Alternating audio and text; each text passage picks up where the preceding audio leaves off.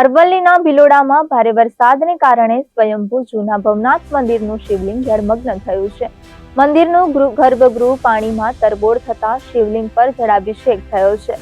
જૂના ભવનાથ મંદિર પાસે ડેમ ઓવરફ્લો થતા પાણી ભરાયું. પાણી ભરાતા ભિલોડાથી જૂના ભવનાથનો રસ્તો પણ બંધ કરાયો.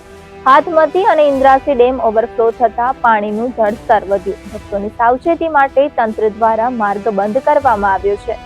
મંદિર તરફના રસ્તા પર પોલીસ બંદોબસ્ત ગોઠવી દેવામાં આવ્યો છે.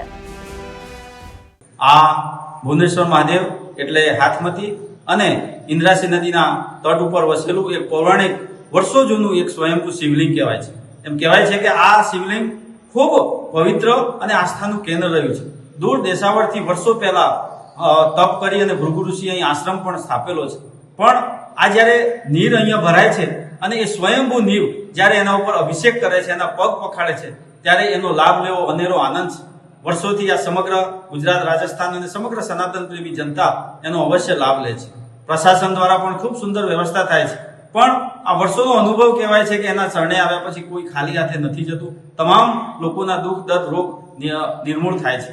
આ હાલ પૂરેપૂરો ડેમ પાણીના લીધે ઓવરફ્લો થયો છે અને મંદિરની અંદર સ્વયંભૂ ગંગાજી પ્રગટ થયા છે અને એમના પગ પખાડે છે, એમના પર અભિષેક થાય છે. આ લાભ પણ લેવો અનેરો છે.